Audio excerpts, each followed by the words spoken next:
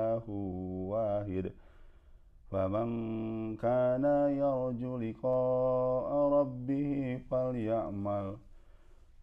فليعمل عملا صالحا ولا يشرك بعبادة ربه أحدا. Sadaqallahul azim. Alhamdulillah, hari ini Jumat tanggal berapa nih Bu? Tanggal 12 Maret 2021. Ini saya baru selesai surat Al-Kahfi yang biasa setiap Jumat untuk mendukung Jumat Barokah, Jumat Mubarak, selalu surat Al-Kahfi yang dimulai tadi sore ba'da asar sampai dengan menjelang Jumatan. Dan ini juga di samping juga kita mempersiapkan sebaik-baiknya tentang hari Jumat, yaitu dengan ngaji surat Al-Kahfi. Kemudian kalau ada rezeki kita bisa melaksanakan Jumat sedekah.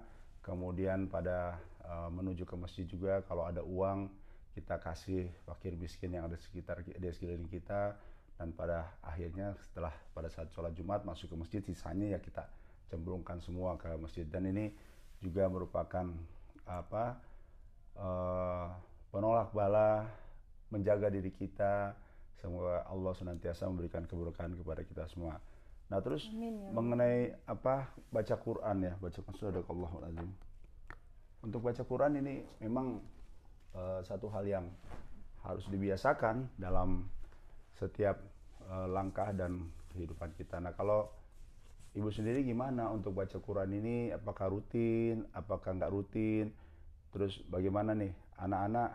Kan kalau ayah kan sibuk nih di luar. Tapi kalau saya juga selalulah zikir pagi petang itu harus rutin tiap pagi. Kemudian menunggu di masjid sampai dengan syuruk, waktu syuruk, kemudian sholat isyraq, kemudian kita beraktivitas seperti sedia kala. Nah, kemudian Ibu gimana nih kalau misalnya pas ayah tinggal ke kantor, gimana pulang-pulang kan kadang-kadang ayah malam jam 9, habis itu ada tamu lagi di rumah ya kan, tunggu ayah. Itu Ibu gimana menyiapkan diri sendiri, kemudian menyiapkan anak-anak untuk belajar Quran, gimana? Begini ya, kalau saya itu belajar dari masa kecil saya dulu.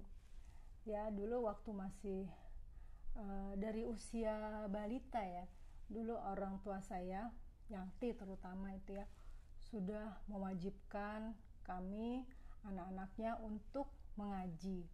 Kalau dulu kita belum diajarkan untuk membaca, jadi kita disuruh menghafal. Menghafal itu yang paling utama adalah menghafal juz 30 dulu. Dari Anas, mulainya dari bawah dari Anas sampai terakhir amma yatasaalun. An-Naba ya. An-Naba ya. Itu harus hafal dulu, baru kemudian kita diajarkan membaca Al-Quran. Nah, kalau sekarang kan sistemnya berbeda ya. Sistemnya tuh sekarang anak-anak selain anak-anak menghafal, anak-anak juga sudah diajarkan membaca Al-Quran mulai sejak dini ya. Jadi memang itu sangat penting sekali. Mengaji, membaca Al-Quran itu sangat-sangat penting, dan itu merupakan salah satu amalan kita yang utama ya, yang nanti akan ditanya di alam, menjadi menjadi teman kita di alam kubur ya. Iya, nanti akan ditanya lebih dahulu sholat kita, ngaji kita. Nah, kalau saya dengarkan dari beberapa tausiah-tausiah ya, bahwa Al-Quran itulah nanti yang akan menerangi kita di alam kubur, yang akan menemani kita di alam kubur nanti. Karena kan nanti di alam kubur begitu kita masuk ke liang lahat, itu kita kan seorang diri nanti. Di liang lahat yang ukurannya cuma berapa kali berapa, itu sempit sekali, gelap.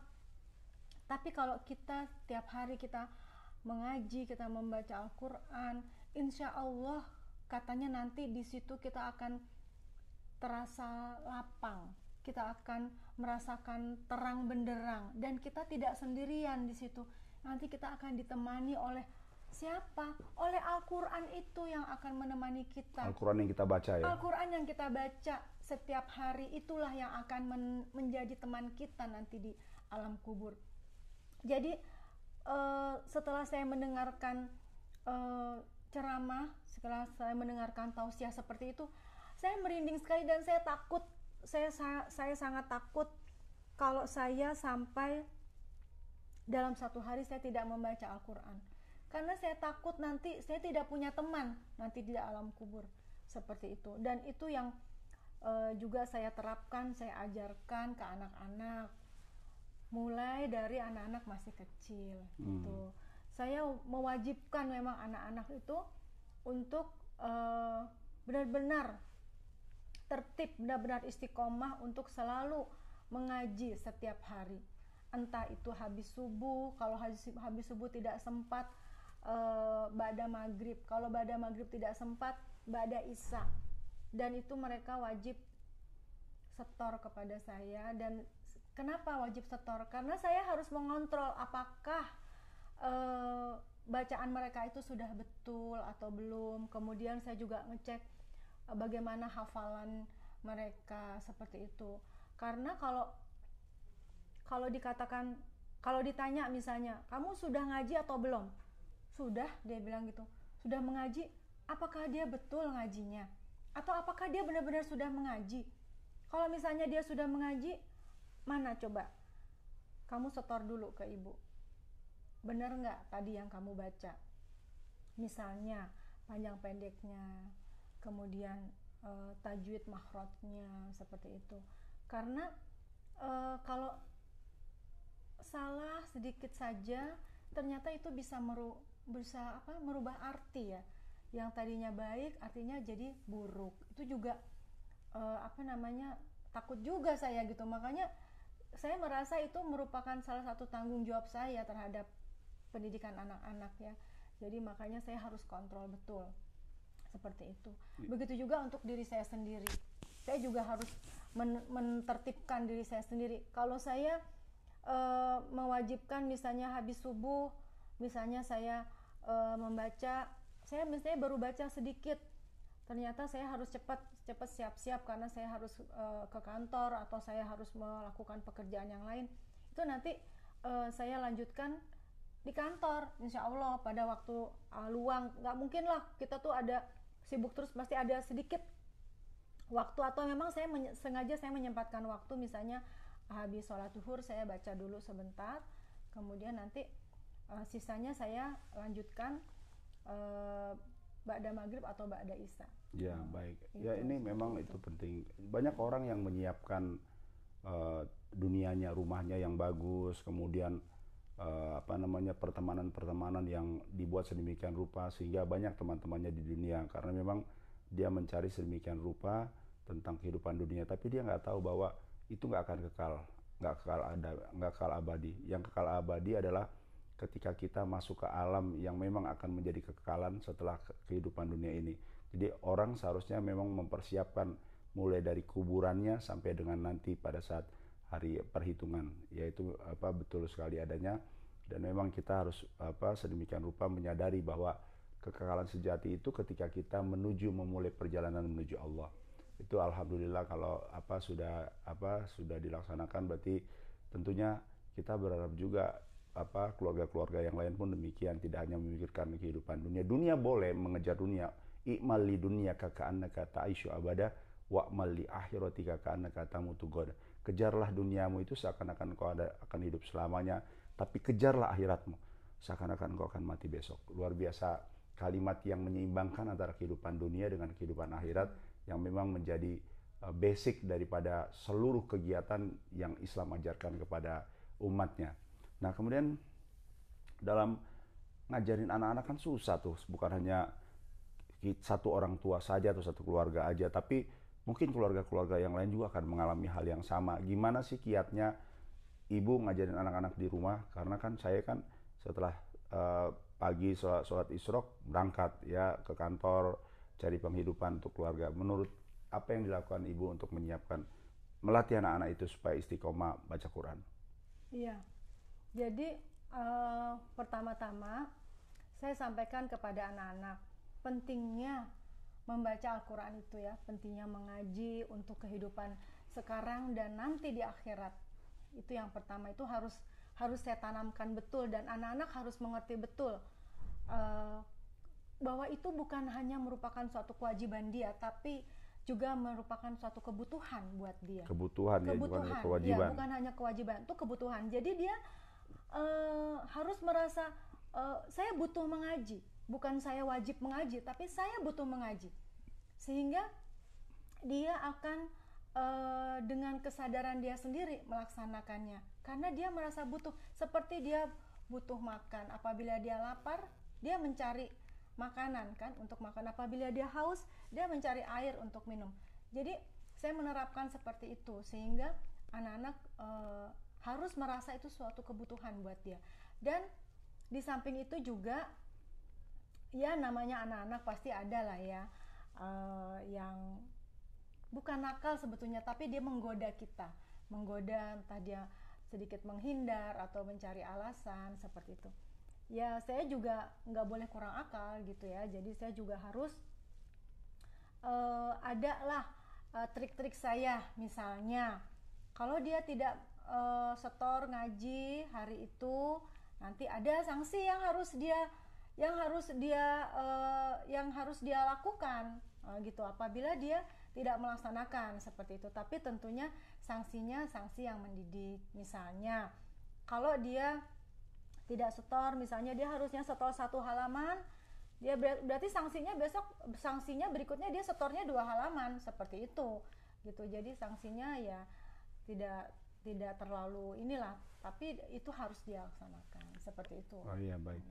Ya, alhamdulillah, jadi dicoba sedemikian rupa supaya itu bisa jadi kebutuhan ya, bukan jadi kewajiban dia. Nah, terakhir kan kita tahu bersama bahwa kalau misalnya kita punya anak kemudian dia menjadi hafiz Al-Quran, menjadi penghafal Al-Quran, dia nantinya akan memberikan jubah di akhirat nanti bagi kedua orang tuanya. Tapi juga kalau misalnya belum sempat kita, anaknya mudah-mudahan. Kalau belum sempat juga cucunya mudah-mudahan. Kalaupun itu belum sempat, bagaimana kita mendidik anak atau tempat lain atau orang lain yang kita upayakan supaya bisa menjadi hafiz Quran ya. Nah itu yang pertama. Kemudian yang kedua, ternyata kan bukan hanya hafiz menghafal Quran saja, ya kan? Tapi juga bagaimana akhlak pribadinya harus benar-benar akhlak pribadi yang Qurani ya kan, benar-benar mencerminkan Islam. Nah, gimana nih? Apakah ada keinginan untuk punya anak atau cucu atau bahkan kita sendiri untuk terus berusaha supaya bisa menjadi penghafal Al-Quran sekaligus juga memiliki akhlak yang Qurani ya kan, yang seiring sejalan sehingga benar-benar yang diharapkan Allah itu bisa tercapai, memberikan jubah kehormatan. Karena kalau hanya menghafal Quran, banyak juga penghafal Quran yang membunuh Umar bin Khattab juga penghafal Quran dan jidatnya hitam, tetapi dia di akhir hidupnya adalah su'ul khotimah. Nah, bagaimana kita ibu pengen nggak punya anak atau cucu atau menyiapkan orang lain supaya bisa menjadi penghafal Quran, tapi itu karena upaya kita sehingga kita bisa diberikan jubah kehormatan oleh anak kita di depan Allah Subhanahu wa taala. Oh, pengen banget, bukan main, pengennya tuh udah pengen banget gitu loh. Tapi kembali lagi ya ke anak-anak ya. Sebetulnya saya juga sudah mengusahakan ya, dan tidak pernah berhenti.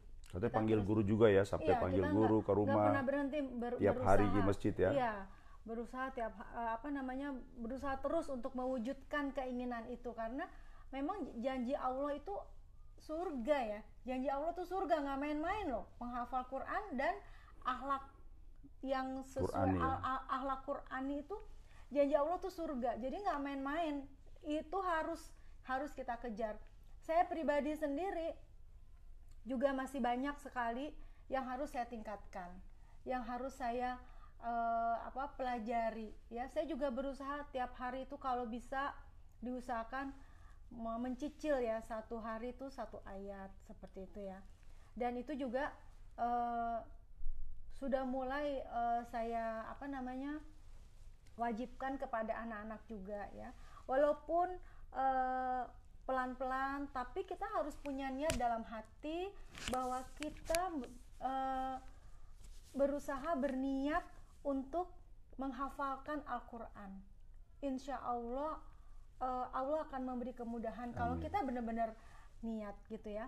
Dan katanya juga kalau misalnya nanti niat kita itu sudah kita laksanakan, tapi ternyata nyawa kita sudah diambil oleh Allah, sudah dicabut, kemudian kita belum tercapai, belum hafal semuanya, itu kita sudah tercatat sebagai penghafal Quran. Innamal a'malu binniyat ya. Iya, jadi dari awal kita tergantung harus, niatnya. Iya, dari awal kita niatnya harus niatkan. Udah ada. Iya, harus niatkan dulu gitu.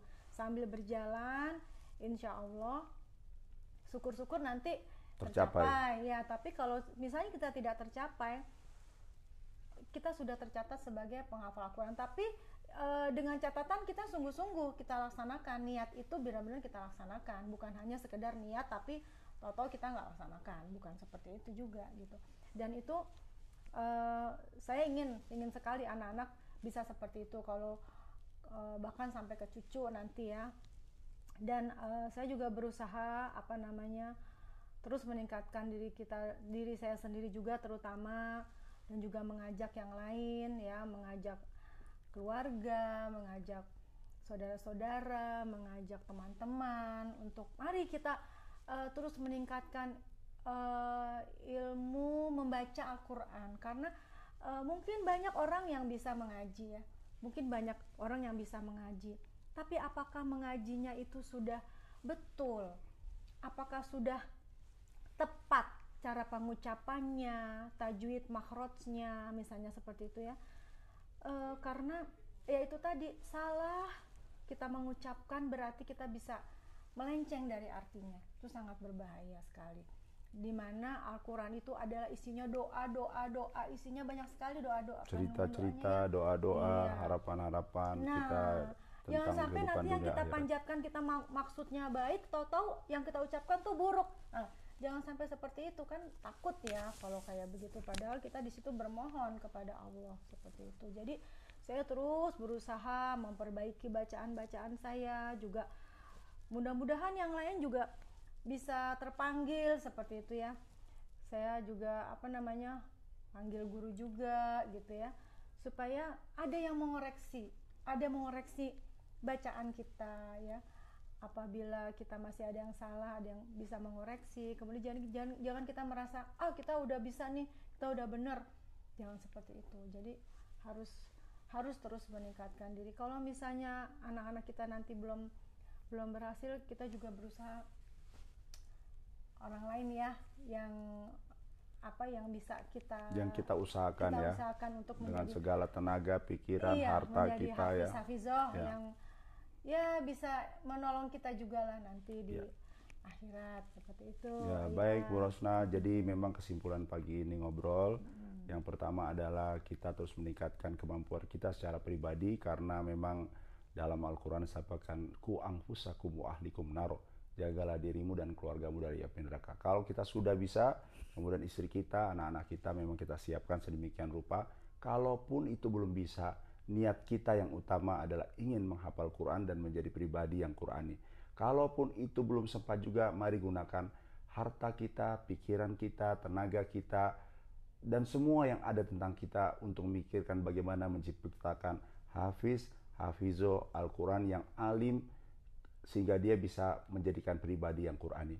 Demikian bincang-bincang kita pada pagi ini setelah olahraga ya Bu Irman, dan kita berharap semoga ini bisa menjadi bisa didengar, kemudian menjadi upaya bagi saya pribadi bersama keluarga dan juga bagi yang lain yang mendengarkan. Mari kita tutup dengan doa kafaratul majelis. Subhanakallahumma wa bihamdika asyhadu an la ilaha illa anta astaghfiruka wa atubu ilaik. Assalamualaikum warahmatullahi wabarakatuh.